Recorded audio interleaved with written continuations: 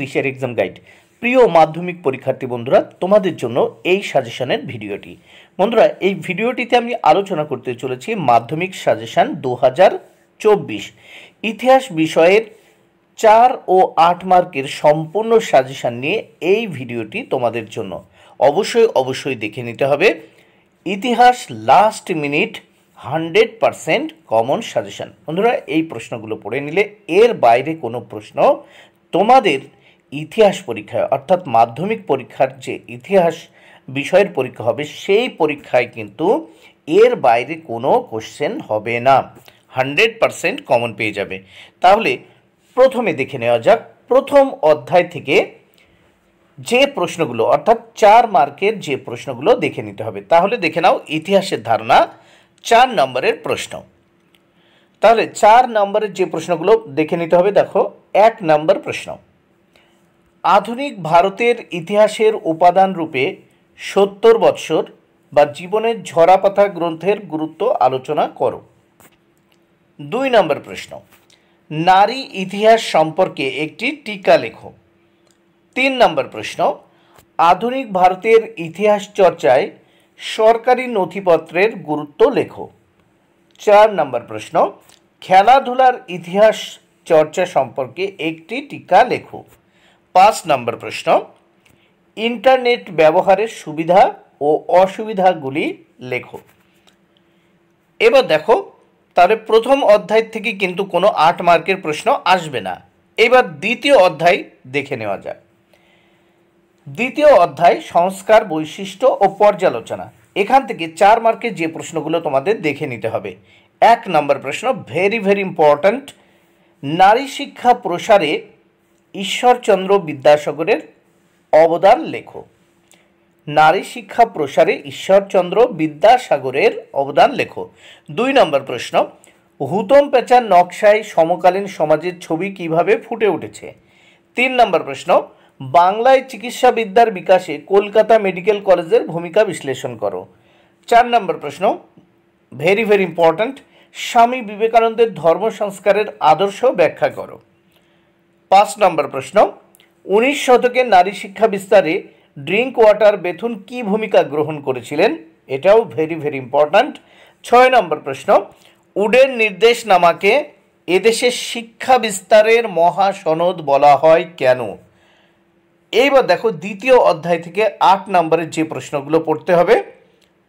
1 নম্বর প্রশ্ন, বিদ্যাসাগরের নেতৃত্বে বিধবা বিবাহ আন্দোলনের সংক্ষিপ্ত বিবরণ দাও। বিদ্যাসাগর কতটা সাফল্য অর্জন করেছিলেন। 8 নম্বরের প্রশ্ন, 5 + 3।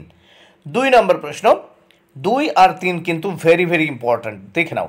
19 শতকে বাংলার সমাজ সংস্কার আন্দোলনে ব্রাহ্ম সমাজগুলির কিরূপ ভূমিকা ছিল, ভেরি ইম্পর্ট্যান্ট। 3 নম্বর প্রশ্ন। 3 নম্বর প্রশ্ন দেখে নাও, শিক্ষা বিস্তারে প্রাচ্যবাদী ও পাশ্চাত্যবাদী বিতর্ক কি। উচ্চশিক্ষার বিকাশে কলকাতা বিশ্ববিদ্যালয়ের ভূমিকা আলোচনা করো। 5 + 3। তৃতীয় অধ্যায় আমরা দেখে নেব। তৃতীয় অধ্যায় প্রতিরোধ ও বিদ্রোহ বৈশিষ্ট্য বিশ্লেষণ থেকে যে প্রশ্নগুলো পড়তে হবে। প্রথম দেখে নেওয়া যাক 4 নম্বরের প্রশ্ন। তৃতীয় অধ্যায় থেকে 4 নম্বরের যে প্রশ্নগুলো অত্যন্ত গুরুত্বপূর্ণ। 1 নম্বর প্রশ্ন, সাঁওতাল বিদ্রোহের কারণগুলি আলোচনা করো। 2 নম্বর প্রশ্ন, ভেরি ইম্পর্ট্যান্ট, 3 স্টার যুক্ত কোশ্চেন, ইস্ট ইন্ডিয়া কোম্পানির শাসনকালে কৃষক বিদ্রোহের কারণগুলি কী ছিল। 3 নম্বর প্রশ্ন, তিতুমিরের নেতৃত্বে বাংলায় বারাসাত বিদ্রোহের পরিচয় দাও। এবার দেখো তৃতীয় অধ্যায় থেকে 8 মার্কের একটি মাত্র প্রশ্ন তোমাদের পড়তে হবে, ভেরি ইম্পর্ট্যান্ট। মাত্র একটি প্রশ্ন আমি দিয়েছি তৃতীয় অধ্যায় থেকে 8 মার্কের। বাংলায় কৃষক আন্দোলনে নীল বিদ্রোহের কারণ ও গুরুত্ব আলোচনা করো, ভেরি ইম্পর্ট্যান্ট। চতুর্থ অধ্যায় দেখে নাও, সংঘবদ্ধতার গোড়ার কথা। এখান থেকে 4 মার্কের প্রশ্ন যেগুলো তোমাদের পড়তেই হবে। 1, মহাবিদ্রোহে হিন্দু মুসলিম ঐক্য সম্পর্কে লেখো। 2, মহারানীর ঘোষণাপত্রের ঐতিহাসিক তাৎপর্য ব্যাখ্যা করো। 3, মহাবিদ্রোহকে কি বাংলার শিক্ষিত সমাজ সমর্থন করেছিল। 4 নম্বর প্রশ্ন, ভারত সভা, টিকা লেখো ভারত সভা। 5 নম্বর প্রশ্ন, আনন্দমঠ উপন্যাস কিভাবে জাতীয় চেতনা বিস্তারে সাহায্য করেছিল? 6 নম্বর প্রশ্ন, 1757 বিদ্রোহকে, বন্ধুরা এটি 1857 হবে, 1857 বিদ্রোহকে কি সামন্ত শ্রেণীর বিদ্রোহ বলা যায়? 1857 বিদ্রোহকে কি সামন্ত শ্রেণীর বিদ্রোহ বলা যায়? ভেরি ভেরি ইম্পর্ট্যান্ট, এটি কিন্তু 1857 হবে, আবারও বলে দিলাম। 8 নম্বরের প্রশ্ন, এখান থেকে যেগুলো তোমাদের পড়তে হবে, দেখো এই 8 নম্বরের প্রশ্ন এখান থেকে 3টে দিয়েছি, কিন্তু দুটো ভেরি ভেরি ইম্পর্ট্যান্ট। এক হচ্ছে মহাবিদ্রোহের চরিত্র ও প্রকৃতি আলোচনা করো, ভেরি ভেরি ইম্পর্ট্যান্ট। 2 নম্বর প্রশ্ন, লেখায় ও রেখায় ভারতে কিভাবে জাতীয়তাবাদের বিকাশ ঘটেছিল, এই দুটি ভেরি ভেরি ইম্পর্ট্যান্ট।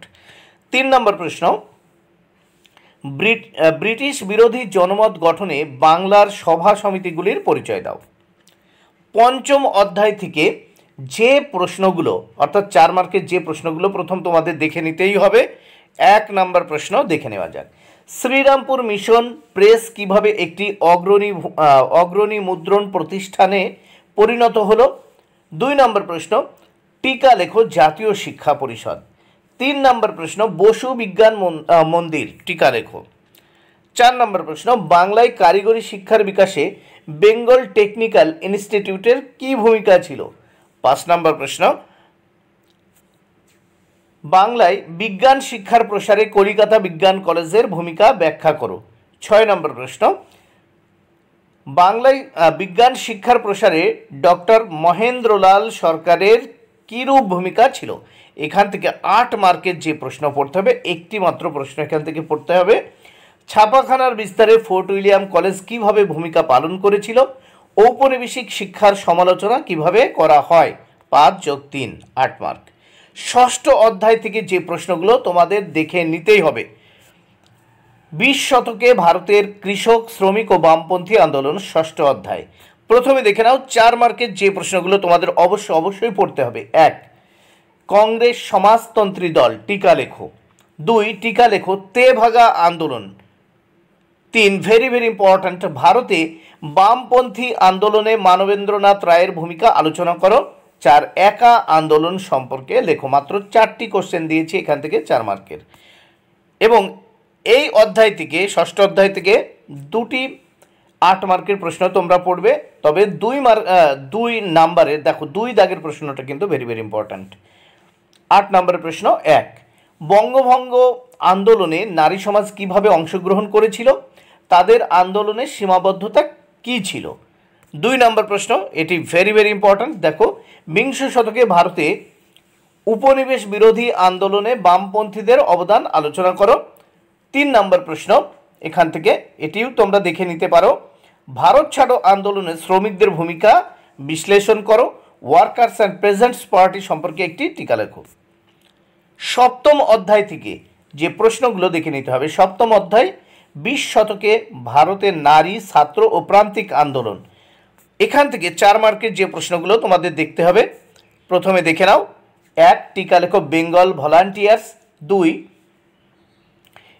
এটা হবে দলিত, দেখো এটা কিন্তু হবে দলিত অধিকার বিষয়ে গান্ধীজি ও আম্বেদকরের মধ্যে বিতর্ক আলোচনা করো। ভেরি ভেরি ইম্পর্ট্যান্ট, দলিত অধিকার বিষয়ে গান্ধীজি ও আম্বেদকরের মধ্যে বিতর্ক আলোচনা করো। নেক্সট 3 নম্বর প্রশ্ন, এখান থেকে মাত্র 3টি প্রশ্ন দিয়েছি 4 মার্কে, দেখে নাও। অসহযোগ আন্দোলনে নারীদের ভূমিকা কেমন ছিল? এখান থেকে 8 মার্কের যে প্রশ্নগুলো পড়তে হবে দেখে নাও। এখান থেকে 3টি দিয়েছি 8 মার্কের, প্রথম 2টি ভেরি ভেরি ইম্পর্ট্যান্ট। সশস্ত্র বিপ্লবী আন্দোলনে নারীদের ভূমিকা আলোচনা করো। 2 নম্বর প্রশ্ন, সশস্ত্র বিপ্লবী আন্দোলনে ছাত্র সমাজের ভূমিকা আলোচনা করো। সব থেকে গুরুত্বপূর্ণ এই অধ্যায়ে 8 মার্কের এই প্রশ্নটি। 3, বাংলায় নমশূদ্র আন্দোলনের সংক্ষিপ্ত পরিচয় দাও।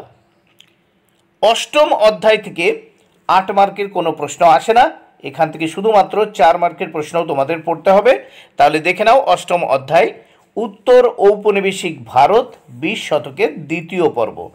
4 নম্বরের প্রশ্ন তোমাদের এখান থেকে পড়তে হবে। প্রথম 1, জুনাগড় রাজ্যটি কিভাবে ভারতের অন্তর্ভুক্ত হয়? 2, হায়দ্রাবাদ কিভাবে ভারতের অন্তর্ভুক্ত হয়? 3, টিকা লেখো দেশভাগ জনিত উদ্বাস্তু সমস্যা, ভেরি ভেরি ইম্পর্ট্যান্ট, দেশভাগ জনিত উদ্বাস্তু সমস্যা। 4, উদ্বাস্তু সমস্যার সমাধানে ভারত সরকার কিরূপ ভূমিকা নিয়েছিল, ভেরি ভেরি ইম্পর্ট্যান্ট। 5, দেশীয় রাজ্যগুলির অন্তর্ভুক্তিতে সর্দার বল্লভভাই প্যাটেলের ভূমিকা আলোচনা করো। এই 3টি প্রশ্ন, 3, 4, 5 ভেরি ভেরি ইম্পর্ট্যান্ট। বন্ধুরা, সাজেশনের ভিডিওটি ভালো লাগলে অবশ্যই লাইক, কমেন্ট ও শেয়ার করো। Thank you very much. Keep watching my channel and my video.